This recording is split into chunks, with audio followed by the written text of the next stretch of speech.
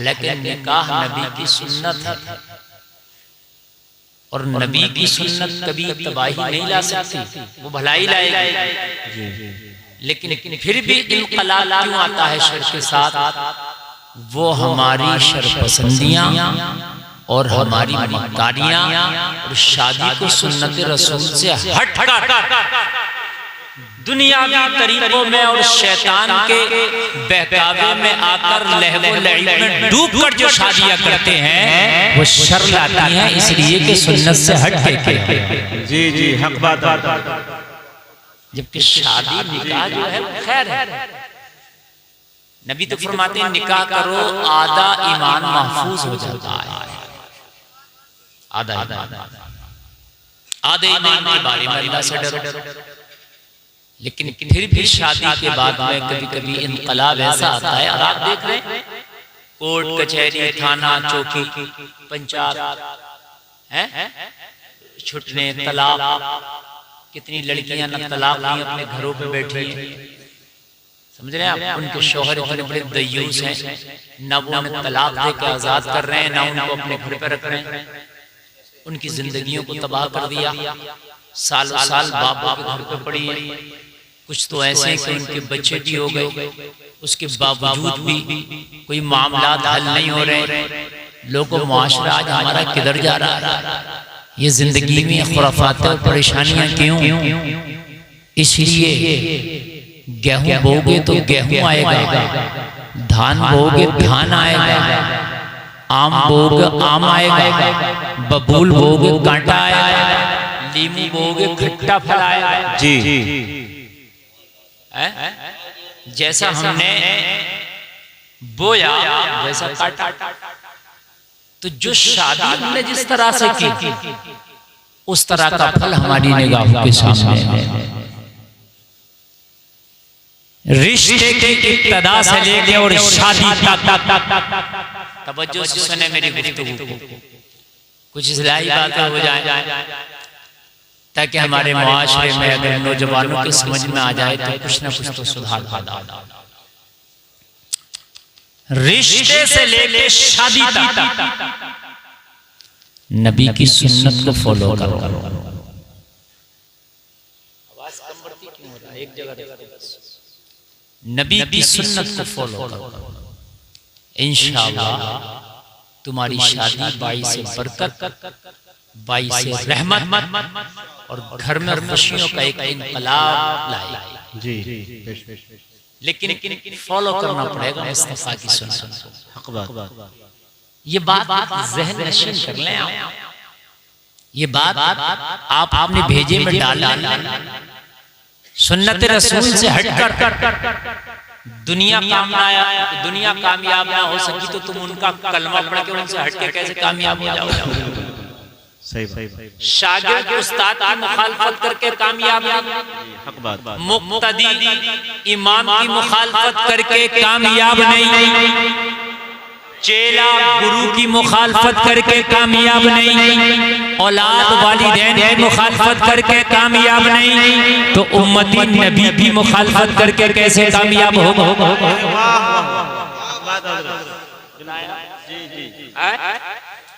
इमाम जा रहा है रुकू में अल्लाहू अकबर और आप सजदे में चले जाओ, नमाज हो जाएगी? बिल्कुल नहीं होगी। अब आप कहोगे हज़रत मैंने तो नमाज पढ़ी है, नमाज तो पढ़ी है, मुझे मुखालफत करी। जी नहीं हुई, बात समझ मारी है, कामयाब नहीं होगा। उस्ताद कह रहा है शागिर्द से पढ़, वो खेल रहा, नहीं मान रहा, नाफरमानी कर रहा, तो क्या आप समझते हैं कामयाब हो जाएगा? नहीं होगा। मदरसे में 100 बच्चे पढ़ने जाते हैं, 10 ही फारिग होते हैं, कामयाब होते हैं। क्यों? वो 10 मुवाफकत करते हैं, बाकी जब मुखालफत करते हैं तो फिर हाल यही है। जी, रिजल्ट यही होगा। और यार एक बात बताओ, इमाम छोटी बात है, उस्ताद छोटी चीज है, गुरु छोटी चीज है, वालिदैन छोटी चीज है, मुस्तफा कायनात में सबसे बड़ी शख्सियत है। किसी की जिंदगी को नहीं कहा, अल्लाह ने कुरान में कहा लक़द कान लकुम फी रसूलिल्लाहि उस्वतुन हसना। नबी की जिंदगी का तरीका तुम्हारे लिए बेहतरीन नमूना है।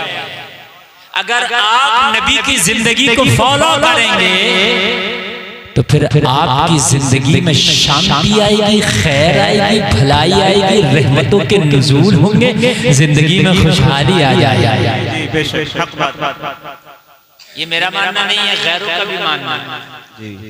देखो अब तो तासुब इतना हो गया, जब हम तासुब में किसी को देखते हैं तो उसकी भलाई भी हमें बुराई नजर आती है। मोहब्बत में अगर किसी को देखते हैं ना तो फिर वो हमें भलाई भलाई नजर आती है। आज इस्लाम को तासुब की ऐनक से देखा जा रहा है, इसलिए उसकी भलाइयां नजर नहीं आ रही है। लेकिन सच अगर इन लोगों से भी पूछो जो इस्लाम की मुखालफत करते हैं, मुसलमान की मुखालफत करते हैं, और जब ये अंदर जाते हैं तहकीक करते हैं, तो जहां पर इनकी तहकीक जाकर खत्म होती है ना, वहां से मेरे मुस्तफा की सुन्नत की शुरुआत हो जाती है। वही मुस्तफा की सुन्नत की शुरुआत होती है। वही एक बात बताओ, एक डॉक्टर ने ये कहा है कि सर ढक के खाना खाओ। क्यों कहा है कि अगर सर ढक के ऑपरेशन करते हैं डॉक्टर, आपने देखा वो पहनते हैं ऊपर से एक, आपने देखा होगा इस तरह का सर पर। क्यों पहनते हैं कि ऑपरेशन के दरमियान पहनते हैं, ऊपर से सर में पहनते हैं। वो होता है एक कपड़ा नुमा जैसे मास्क होता है, और वो पूरे बालों को ढक लेता है। कभी सोचा क्यों पहनते हैं? इससे और ऑपरेशन से क्या मतलब? चलो चेहरे पे लगाए, नाक पे, मुंह पे लगा ले मास्क तो समझ में आता है कि सांस का प्रदूषण उसमें न चला जाए, लेकिन इससे क्या मतलब? सर्जरी करते वक्त कहीं ऑपरेशन खुला हो, कोई बाल टूट के उसके जख्म में न गिर जाए खुले हुए, और वो हमें नजर ना आ सके, हमें निकाल ना सके, उससे इन्फेक्शन होने का खतरा है। इसलिए वो इस पर ये मास्क पहनते हैं। डॉक्टर का कहना है कि खाना जब आप खाते हैं तो खाना आगे होता है, और जब लुक़मा मारते हैं सर झुकाते हैं, कहीं आपका बाल टूट के खाने में न गिर जाए और आपको पता न चल सके, आप खा लें, कहीं उसकी तकलीफ से आप दो चार ना हो, इसलिए सर ढक के खाना खाओ। मैंने कहा डॉक्टर तेरी रिसर्च यहाँ के मुकम्मल हुई, अब सुन मेरे नबी की सुन्नत। मेरे नबी फरमाते हैं सर ढक के टोपी ओढ़ के खाना खाएं, और दुपट्टा अपने सर पर रख के खाना खाएं। वाह वाह, नारे तकबीर, नारे रिसालत, मसलके आला हजरत, फैज़ाने आला हजरत मुफ्ती गुलफाम साहब रामपुरी, नारे तकबीर, नारे रिसालत, माशाअल्लाह, लाजवाब। अब इसमें हजारों हिकमतें तो और हैं, लेकिन मैं तो आज की साइंस के लिहाज से कह रहा हूँ। आपके खाने में बाल आ जाए, आपको पसंद नहीं है, और कभी कभी खाने में बाल आ जाए दिल अजीब सा होता है। कभी कभी खवातीन को डांट पड़ती है कि तुम तवज्जो नहीं देती, खाने में बाल क्यों है। और जलसे में आने वालों, तेरे प्यारे नबी ने कितना प्यारा तरीका बताया है कि अगर नबी के तरीके पे अपनाएगा ना तो दुनिया जहाँ से खत्म कर रही है, तेरे नबी का तरीका वहाँ शुरू है। 1400 साल के बाद जहाँ दुनिया की रिसर्च अब पहुँची है, 1400 साल पहले मेरे नबी ने रिसर्च करके बता दिया। पहुंच रहा है, जी बहुत डिले, बहुत लेट चल रहे हैं, बहुत लेट चल रहे हैं। नबी ने बता दिया 1400 साल पहले बता दिया।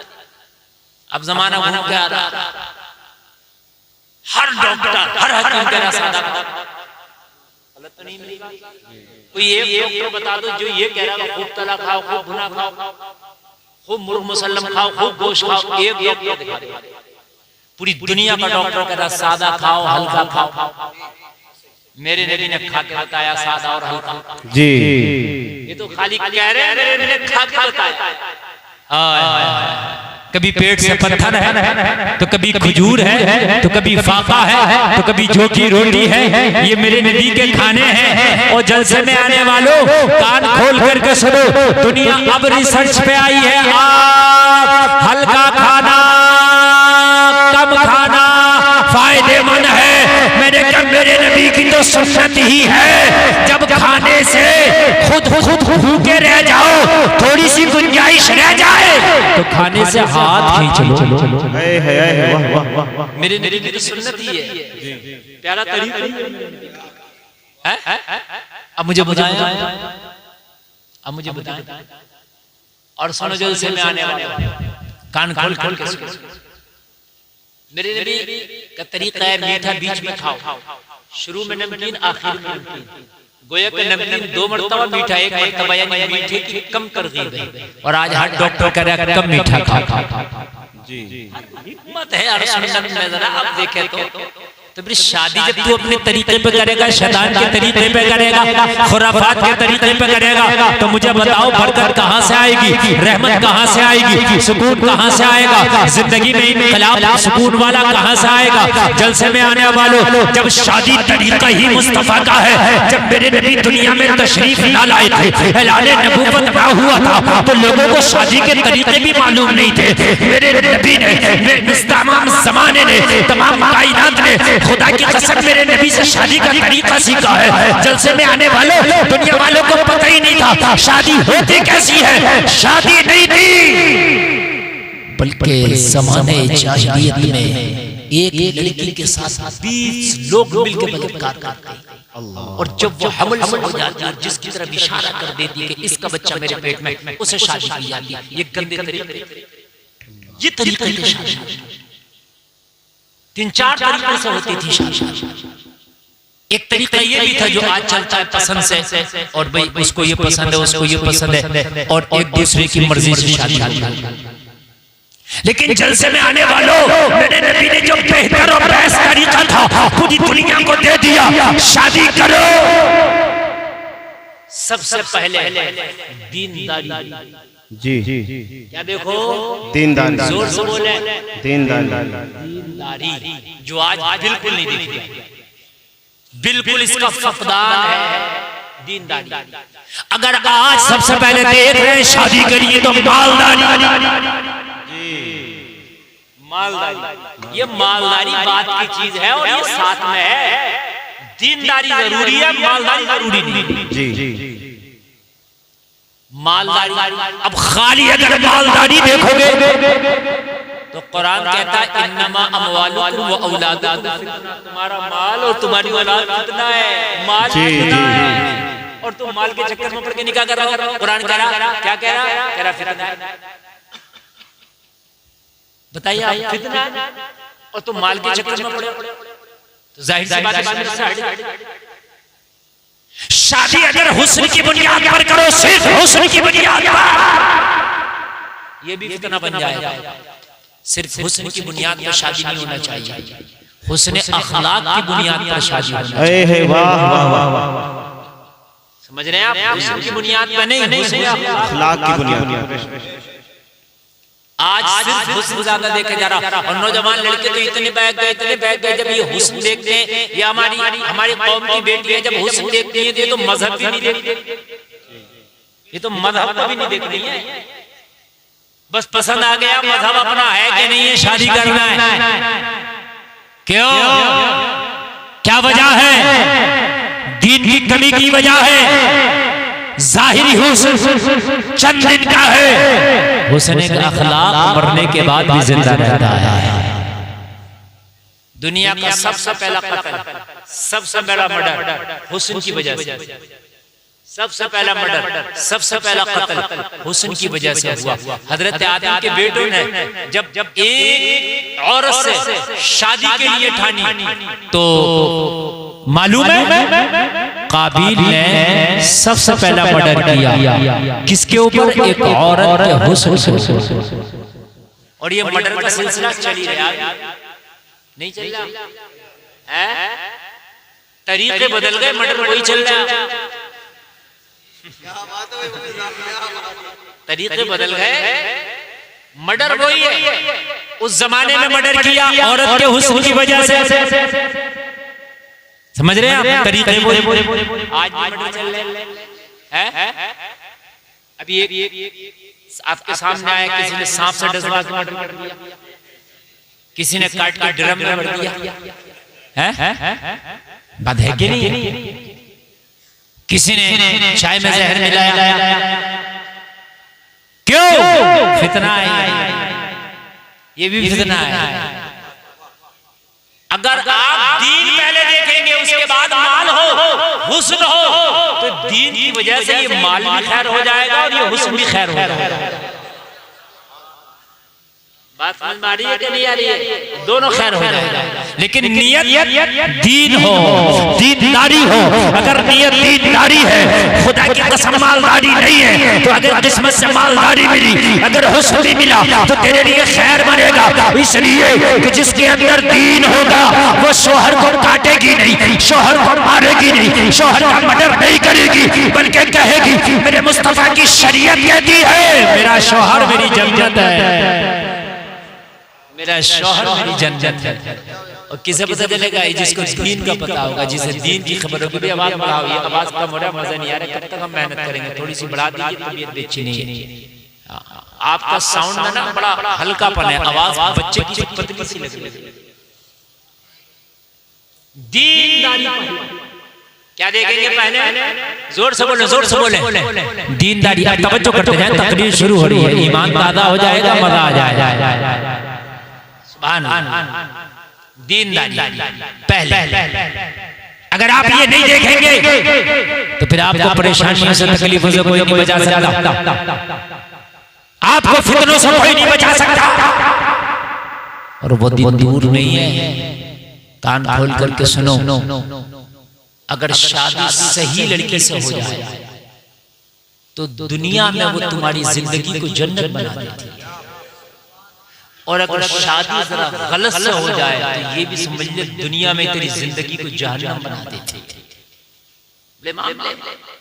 तो शादी माल की बुनियाद पर, खाली हुस्न की बुनियाद पर नहीं, दीन पहले, भलाई पहले दे। मालूम है जब सरकार के वालिद हजरत अब्दुल्ला की शादी हुई हजरत आमिना के साथ, हजरत आमिना के घर वालों ने हजरत अब्दुल्ला की खूबियां देखी थी। सुभान अल्लाह, हैदरा जोर से बोलो सुभान अल्लाह। हाय अब्दुल मुत्तलिब का बेटा जो अब्दुल्ला है, उसका हुस्न अखलाक लाजवाब है, उसका मुस्कुराहट लाजवाब है, उसका हुस्न लाजवाब है, उसके अंदर कोई खराबी नजर ही नहीं आती। क्यों ना अब्दुल्ला का हाथ मांग लिया जाए हजरत आमिना के लिए। जब हजरत आमिना के घर वालों ने हजरत अब्दुल्ला का हाथ मांगा, और जब इधर से रजामंदी हुई, जलसे में आने वालों कान खोल करके सुनो, शादी हो गई, मुस्तफा दुनिया में तशरीफ लाए, और जब तशरीफ लाए मेरे नबी जब जवानी की मंजिलों को तय कर रहे, लोगों जरा गौर करो, मक्का की एक खातून है, बहुत अमीर है, जिसका तिजारत दूसरे मुल्कों तक चलता है, नाम खदीजा है।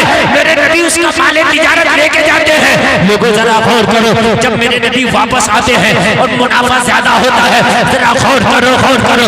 हजरत खदीजा पूछती है अपने गुलाम से, ये तो बता, जब मोहम्मद मेरे काफिले को लेके जाते हैं, मुनाफा बहुत ज्यादा होता है, बड़ी खैर के साथ वापस आते हैं, मुझे पता मोहम्मद के अंदर क्या कमाल है। कहने लगा, ओ खदीजा, तुझे जाहिरी मुनाफा दिख रहा, अगर मैं मोहम्मद के कमालात बता दूं ना तो हैरत में पड़ जाओगी,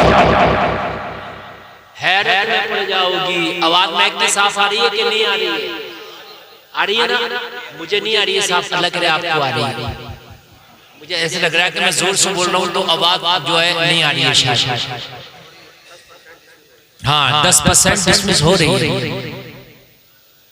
तवज्जो करें, मैं बगैर मैं आपके भी तकरीर सुना दूंगा, अगर सुन लेंगे तो। हाँ, मैं अहम चीजें आप बहुत अच्छा सुना। कहा खदीजा, अगर मैं मोहम्मद के कमालात बता दूं तो हैरत में पड़ जाओगी। कहा खाली मुनाफा नहीं है, कहा फिर क्या कमाल आता?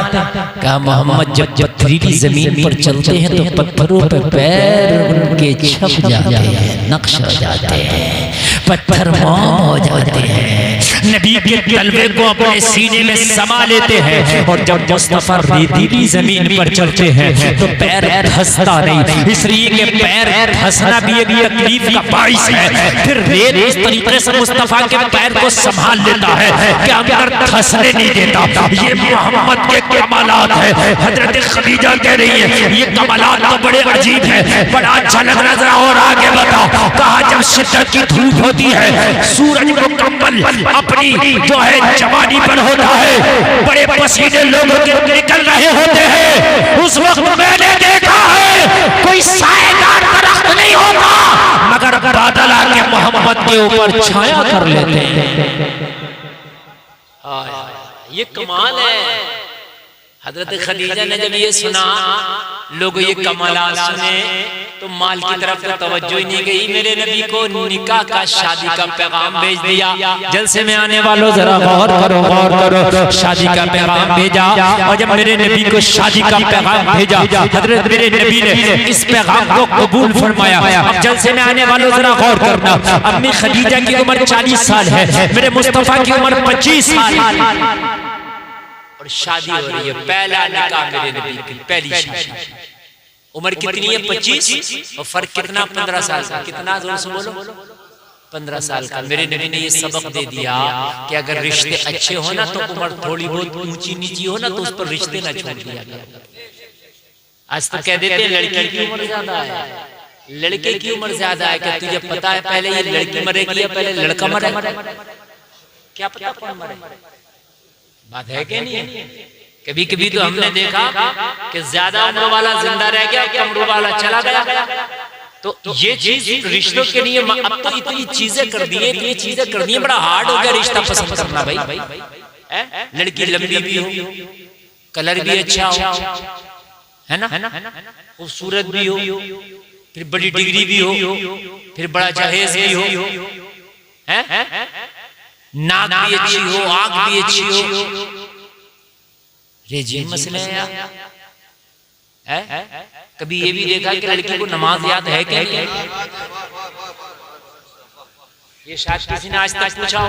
मैं तो पता नहीं कि आज तक किसी ने पूछा और ये सोच के रिश्ता ना किया हो कि नमाज याद नहीं है। या तो नमाज याद करा लो तब रिश्ता करेंगे, वरना रिश्ता नहीं करेंगे। किसी ने पूछा है कि जब रिश्ता देखने के लिए जाए कि बेटी जरा अत्तहियात सुनाओ, बेटी जरा दुआए कुनूत सुनाओ। अब वो सुने तो जब खुद के याद हो। ये जितनी पसंद करने जा रही है इनके कौन सी याद है? जी बिल्कुल। मेकअप के नाम पूछ लो इनसे, एक से एक वैरायटी, एक से एक ब्रांडेड मेकअप बता देंगे। ये देखने वाली उससे बड़ा मेकअप करके जाती है, वो उनसे बड़ा मेकअप करके बैठी होती है। टक्कर तो मेकअप ये दीनदार की कौन पूछ रहा दीनदारी? कौन पूछ रहा नमाज? कौन पूछ रहा कुरान? इतना तो हो कि बेटी जरा हमें एक सफा कुरान का पढ़ के सुना। आज तक मैंने नहीं देखा ना। कुरान जरूर जाएगा जहेज में। लड़की पढ़ी हुई है कुरान, मगर अल्लाह जाने कैसी पढ़ी हुई है। ऐसी पढ़ी हुई है अल्लाह माफ फरमाए 90% औरतें कुरान गलत पढ़ती हैं। जी मर्द भी गलत पढ़ते हैं मगर औरतों की तादाद ज्यादा है। गलत कुरान पढ़ने से सवाब नहीं मिलेगा, अज़ाब मिलेगा। कुरान सही और चाहे पूरा ना पढ़ो कुरान, एक ही पारा सही पढ़ लो, उसी पढ़ते रहो, लेकिन सही होना चाहिए। कभी नहीं सोचा कितने लोग हैं अपना कुरान सही करने में लगे हुए? कितने लोग हैं जो मस्जिद के इमाम से कह रहे हैं हमारा कुरान सही करा दो? कुरान तो बड़ी बात है। मियां निकाह के टाइम पे 2 कलमे इमाम पढ़ाने लगे, वो तो नहीं पढ़े जाते, पसीने आ जाते हैं। बातें इतनी करता है कि इमाम को बोलने नहीं देता, मौलवी को बोलने नहीं देता। कहता नहीं मौलवी है, नए मसले आप तो तू तो पुराना आदमी है, पुराने मसले हैं, तो कलमे तो पुराने क्यों नहीं सुनाए जा रहे तुझसे? जी बिल्कुल। तुझसे क्यों नहीं सुनाया जा रहा? मौलवी अगर सही बात बताए बेचारे तो नया मौलवी नया मसला, इनके तो अलग हौसले, इनके तो ये है, इनके तो वो, तो तेरा तो ठीक है। सही बता रहा हूँ मैं। बाज को हम निकाह पढ़ाने लगते हैं तो खुदा की कसम हम सोचते हैं कि या अल्लाह किसी सूरत से ये पढ़ ले, हमारा पिंड छूटे जी। चूंकि जब तक पढ़ेगा नहीं तो हमारा भी तो नहीं छुटकारा होगा ना। सही बता रहा हूँ। अगर सही गाड़ा करके पढ़वाने लगे ना सही तरीके से कवायद की रोशनी में, तो भाई साहब शाम हो जाएगी, ईशा हो जाएगी, फजर हो जाएगी, निकाह ही नहीं जी। पढ़ी नहीं पाए आप लोग पढ़ाते हैं, देखते होंगे, मेरी बात गलत तो नहीं है? शादी की तैयारियों में तूने हर काम किया है? घर बनाया, रंग रोगन किया, बिजनेस खड़ा किया, शादी करूंगा। यार कम से कम कुरान और कलमे भी और दीन भी सीख लेता शादी करूंगा, है कि नहीं? कम से कम सीख लेता। लेकिन आज निजाम मैकदा को जिस तरह बिगड़ा है साकी, उन्हीं को जाम मिलता है जिन्हें पीना नहीं आता। जो आज जितना फैशन में, जितना औलियानियत में, जितना बेपर्दगी में नंबर ज्यादा है, उतनी उनकी शादियां जल्दी। कोई ना कराए वो खुद कर ले, मत कराओ, क्योंकि वो तो हैंड फ्री है। अरे उन्हें रोका टोकी थोड़ी है, तो हैंड फ्री है, कहीं भी कर लिया। और कभी भी छूट जाती है वो जो होती है ना ऐसे करके, कभी भी तो कभी भी हो जाती है और कभी भी छूट भी जाती है। जो रिश्ता होता कायदे से शादी और निकाह होता, अगर उसमें कुछ खराबी आती है तो पंच बैठते हैं, रिश्तेदार बैठते हैं, क्यों भाई ऐसा क्यों हो रहा है, प्रेशर बनता है। इन पे कौन प्रेशर बना रहा है? तुम जानो। घर वाले भी कह देते हैं तुमने किए, तुम जानो, अपने बस की बात नहीं है, समझ रहे हैं? तुम जानो भैया, हमारे पास की बात नहीं है। तो फिर ये होता है, तबाही आती है। इसलिए शादियों को शादियों के तरीके पर करो, सुन्नत के तरीके पर करो। उम्र अगर कुछ ज्यादा भी हो ना, तो लड़की को या लड़के को फेल ना करो। अगर उसमें अखलाक है, दीनदारी है, तो कबूल करो। समझ रहे हैं? क्योंकि जिंदगी सबकी बराबर नहीं है, कोई 80 साल जी रहा है और कोई 60 साल जी रहा है।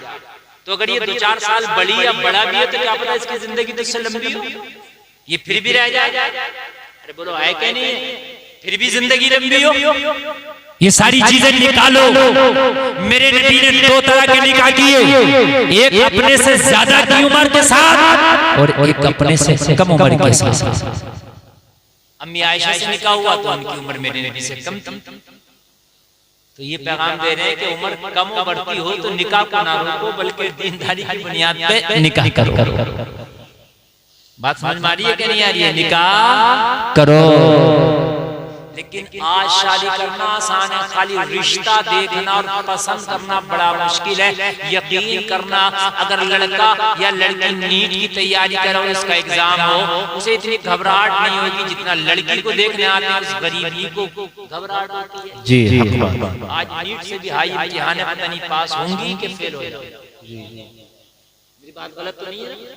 और फेल और पास काय पे होती है? हाइट कम थी, लड़की की कलर अच्छा नहीं था, बाल कम लंबे थे, इन बुनियाद पर कितना अच्छा होता कि काश उन बच्चियों की दीनदारियां लिखी जाती।